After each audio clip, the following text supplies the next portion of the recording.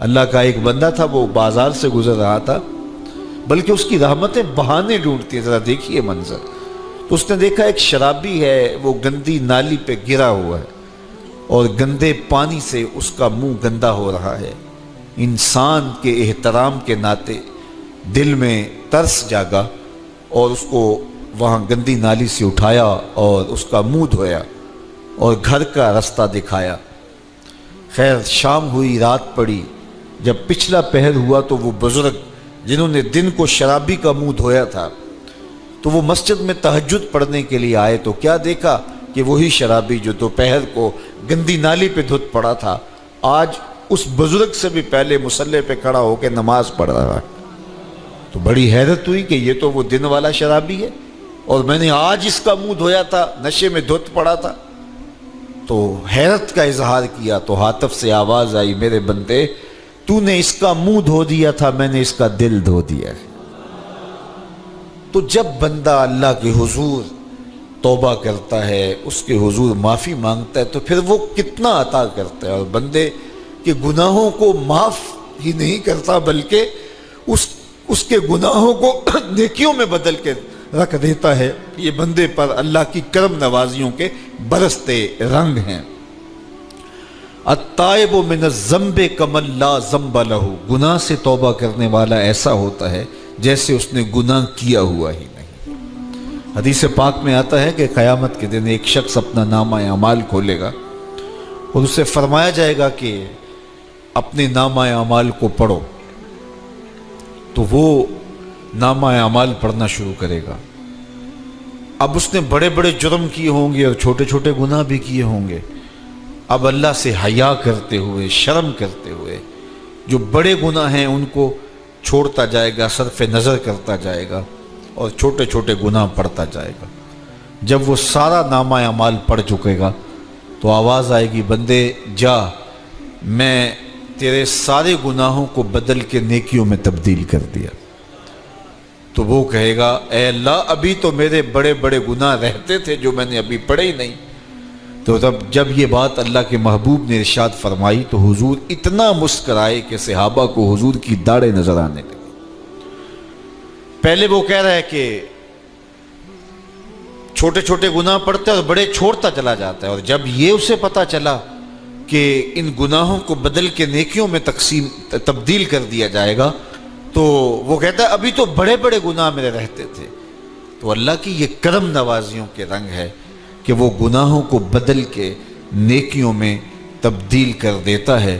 اور بندہ جتنا بڑا گناہ گار تھا جب سچے دل سے اس کے حضور توبہ کرنے کے لیے حاضر ہوتا ہے تو پھر اتنا ہی بڑا نیکوکار بن جاتا ہے. سیدنا عمر فاروق رضی اللہ تعالی عنہ کا زمانہ تھا اور آپ جانتے ہیں وہ ہاتھ میں درہ رکھتے تھے اور گلیوں میں گشت کیا کرتے تھے رات کو.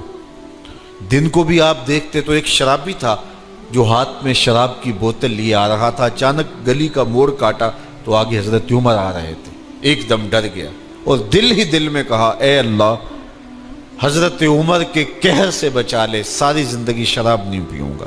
سچی توبہ کر دی اور جلدی سے وہ شراب کی بوتل بغل میں دبا لی. اتنے میں حضرت عمر بھی سر پہ پہنچ گئے اور کڑک کے کہا، گرج کے کہا کہ یہ تیرے پاس کیا ہے؟ تو تھی تو شراب. اب ڈرتے ہوئے اس نے کہا، حضور یہ سرکہ ہے. تو حضرت عمر فرمایا، نکالو. اب وہ تھر تھر کانپ رہے اور بغل سے وہ شراب کی بوتل نکالی. جب نکالا تو وہ شراب نہیں تھی، سرکہ بن چکا تھا. تو جو اللہ شراب کو سرکے میں بدل دینے پہ قادر ہے وہ گناہوں کو نیکیوں میں بدل دیتا ہے. تو یہ ایک صورت دکھائی کہ دیکھو یہ شراب کو سرکے میں تبدیل کر دیا، تمہارے گناہ بھی نیکیوں میں تبدیل کر دیں گے. تم آؤ تو صحیح اس کی چوکھٹ پہ، تم ہاتھ تو پھیلاؤ. حضرت داتا گنج بخش علی حجویری علیہ رحمہ کشف المعجوب کے اندر لکھتے ہیں کہ جو فرمایا گیا کہ جس نے توبہ کی اللہ نے اس کی مغفرت کر دی. تو ایک بزرگ کا قول نقل کیا کہ جس کو اللہ نے بخشنا تھا اللہ نے اس کو توبہ کی توفیق دے دی.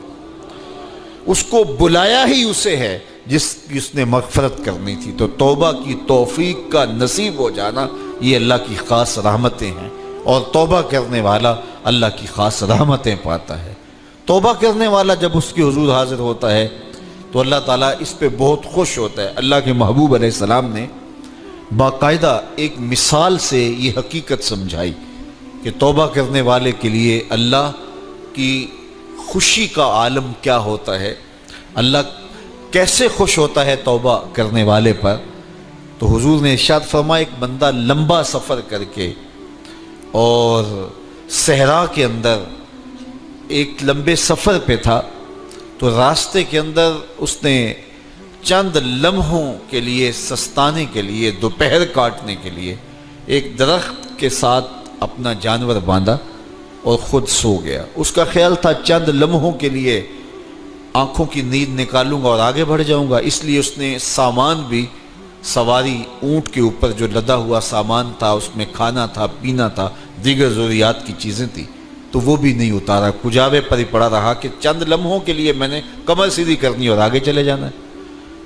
تو تھوڑی دیر کے بعد اس کی آنکھ کھلی تو کیا دیکھتا ہے کہ اونٹ ماں ساز و سامان کے غائب ہے۔ تو صحرا میں اونٹ کا گم جانا زندگی گم جانے کے مترادف ہے۔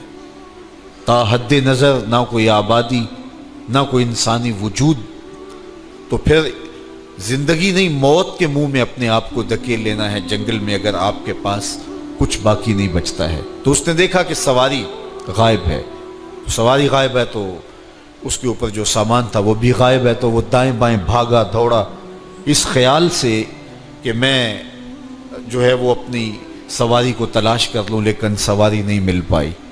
تو پھر وہ دوبارہ آیا اور اسی جگہ بیٹھ گیا، اب موت کا انتظار کرنے لگا۔ چونکہ صحرا میں سواری گم گئی اور میلوں تک انسانی آبادی ہی نہیں ہے، تو وہیں پیاس سے ہلکان ہوا، بے چین ہوا، وہاں درخت کے ساتھ ٹیک لگا کے موت کا منتظر ہو کے بیٹھ جاتا ہے، اور یوں بیٹھے بیٹھے اس کی آنکھ لگ جاتی ہے۔ اچانک اس کی آنکھ کھلتی ہے تو کیا دیکھتا ہے کہ اونٹ ماں ساز و سامان کے پاس کھڑا ہے۔ تو اونٹ کا ملنا زندگی مل جانا تھا، تو وہ اتنا خوش ہوا کہ خوشی سے اس کی زبان بل کھا گئی۔ وہ کیا کسی نے کہا نا کہ جب بھی تیری قربت کے امکان نظر آئے ہم اتنے خوش ہوئے کہ پریشان نظر آئے۔ تو کہنا تو یہ تھا کہ اے اللہ تو میرا رب اور میں تیرا بندہ، لیکن وہ خوشیوں کے ہجوم میں درک گیا اور کیا کہتا ہے، اللہم انت عبدی وانا ربک، اے اللہ تو میرا رب، تو میرا بندہ اور میں تیرا رب۔ تو اس قدر وہ خوشیوں میں درک گیا کہ اس کو اپنی زبان پہ قابو اور کنٹرول نہ رہا۔ کسی کے آنے سے ایسے ہوش اڑے ساقی کے، شراب سیخ پہ ڈالی اور بوتل میں کباب۔ تو کہتا ہے اللہم انت عبدی وانا ربک، تو میرا بندہ اور میں تیرا رب۔ تو یہ اس کی زبان قابو میں نہ رہی اور وہ بل کھا گیا، خوشیوں کا ہجوم ایسا ہوا۔ تو اللہ کے محبوب نے یہ مثال بیان کرنے کے بعد ارشاد کیا، مجھے بتاؤ اس بندے کو کتنی خوشی ہوئی کہ زبان پہ قابو نہیں، جذبات پہ کنٹرول نہیں، کہنا کچھ ہے بول کچھ رہا ہے۔ تو صحابہ نے عرض کی حضور بہت خوشی ہے۔ تو فرمایا جس طرح یہ بندہ اونٹ کے ملنے پر واپس آنے پہ خوش ہوا، حتیٰ کہ خوشیوں کے ہجوم میں اس کی زبان بھی قابو میں نہیں رہی، یہ بتا رہا ہے خوشیوں کے وفور کا عالم اور مسرتوں اور جو ہے وہ خوشیوں کی کثرت کا عالم بتا رہا ہے۔ تو فرمایا یہ بڑا خوش ہوا جب کوئی بندہ پلٹ کے مالک کی دہلیز پہ آتا ہے، اللہ اس سے بھی زیادہ خوش ہوتا ہے کہ میرا بندہ میری چوکھٹ پہ آ گیا۔ تو پھر اللہ یہ نہیں دیکھتا کہ اس کے گناہ کتنے ہیں، سمندر کی جھاگ کے برابر بھی گناہ ہو تو معاف کر دیے جاتے ہیں، اس لیے کہ میرا بندہ پلٹ کے میری چوکھٹ پہ آیا ہے۔ تو توبہ اللہ کو محبوب ہے، اللہ کو مطلوب ہے، اللہ کو چاہیے کہ بندہ اس کے حضور آئے اور پھر اللہ جل شانہ اس کی مغفرت و بخشش فرما دیتا ہے۔ یہ موسم نور کے موسم ہے، عام دنوں میں بھی توبہ کرو، دن میں کرو یا رات کو کرو، کسی بھی مقام پہ توبہ کرو، اللہ معاف کر دینے والا ہے۔ لیکن یہ خاص ایام تو ایسے ہیں کہ اللہ کی رحمتیں بندوں کو معاف فرما دیتی ہیں، اور اگر کوئی توبہ کا جو ہے وہ دامن پکڑ کے آ جائے، اس کے حضور حاضر ہو جائے، تو پھر اللہ تعالیٰ جل شانہ بندوں کی خطائیں بھی معاف کرتا ہے اور ان کے گناہوں کو بدل کے نیکیوں میں تبدیل کر دیتا ہے۔ خوش نصیب ہیں وہ لوگ جو ان بابرکت ایام میں اپنی بخشش کا سامان کر لیتے ہیں، اور ان سے بڑا بدبخت بھی کوئی نہیں جو ان سہانے موسموں میں بھی پیاسے رہتے ہیں اور ان موسموں میں بھی ان کی بخشش و مغفرت نہیں ہو پاتی۔ رت سہانی ہو، موسم اچھا ہو، تو مجھے بتاؤ کہ جو اس موسم میں بھی اپنے آپ کو محروم رکھے تو اس سے بڑی بد نصیبی کیا ہوگی۔ اللہ کے محبوب علیہ السلام نے منبر کی تینوں سیڑھیوں پہ قدم رکھتے ہوئے آمین آمین پکارا، تو حضور علیہ السلام سے عرض کیا گیا یا رسول اللہ صلی اللہ علیہ وسلم، ہر سیڑھی پہ قدم رکھتے ہوئے آپ نے آمین کہا، تو آپ نے کس بات پہ آمین کہا؟ فرمایا جبریل امین حاضر خدمت ہوئے اور انہوں نے کہا اس شخص کی ناک خاک آلود ہو جو ماہ صیام رمضان المبارک کو پائے اور اپنی بخشش نہ کروا سکے۔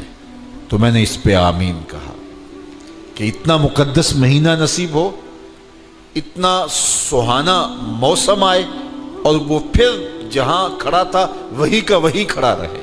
میں اور آپ اپنا محاسبہ کر سکتے ہیں۔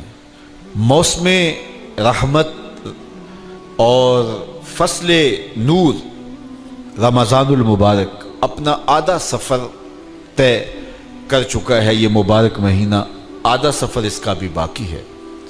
تو میں اور آپ ذرا اپنے آپ کو اپنے ضمیر کی عدالت میں کھڑا کر کے اپنے آپ کو دیکھ کر کے دیکھیں، سوچیں کہ ہم نے ان 15 دنوں کے اندر کتنا سفر طے کیا۔ 29-30 شعبان کو ہم جہاں کھڑے تھے، کیا ہم آج بھی وہیں کھڑے ہیں یا ہمارا کچھ سفر بہتری کا ہوا ہے؟ اور اگر ہم وہیں کے وہیں کھڑے ہیں تو پھر ابھی وقت ہے ہم بقیہ 15 دنوں میں اللہ کی رضا جوئی کے لیے کوشاں ہو جائیں، ورنہ کتنی بڑی وعید ہے۔ جبریل دعا کر رہے ہیں اور اس پہ حضور آمین کہہ کے مہر لگا رہے ہیں، اس شخص کی ناک خاک آلود ہو جو ماہ صیام کو پائے اور اپنی بخشش نہ کروا سکے۔ مجھے اور آپ کو پتہ ہے کہ ہم کہاں کھڑے ہیں۔ بل الانسان علی نفسہ بصیرہ ولو القی معاذیرہ، انسان خود اپنے آپ کو جانتا ہے کہ میں کہاں کھڑا ہوں، وہ اپنے آپ کو خود دیکھتا ہے۔ ایک تو فیصلہ قیامت کے دن ہوگا، نامہ اعمال تولے جائیں گے اور نامہ اعمال کے تلنے کے بعد پتہ چلے گا نیکیاں کتنی ہیں اور برائیاں کتنی ہیں۔ لیکن ایک ہم اپنے ضمیر کے اندر ترازو گاڑ کر کے اپنے عمل تول سکتے ہیں اور ہمیں پتہ ہے ہم نے نیکیاں کتنی کی، ہمیں پتہ ہے ہم نے برائیاں کتنی کی۔ جو نیکیاں کی ان میں اللہ کی رضا کے لیے کتنی کی، لوگوں کے دکھاوے کے لیے کیا کیا، خواہش نفس کے لیے کیا کیا، لوگ اس کو نیکی سمجھتے رہے لیکن ہم تو سمجھتے ہیں وہ نیکی ہے کہ نہیں ہے۔ اس طرح جو برائیاں کی وہ تو برائیاں ہیں۔ تو میں اور آپ اپنے ضمیر کی عدالت میں ترازو گاڑ لیں اور اپنے اعمال کو ابھی تول لیں۔ فرمایا گیا حاسبو قبل ان تحاسبو، قبل اس سے کہ تمہارا حساب کیا جائے تم اپنا حساب پہلے ہی کر لو۔ تو اپنے اندر کی ستھرائی، اپنے اندر کی پاکیزگی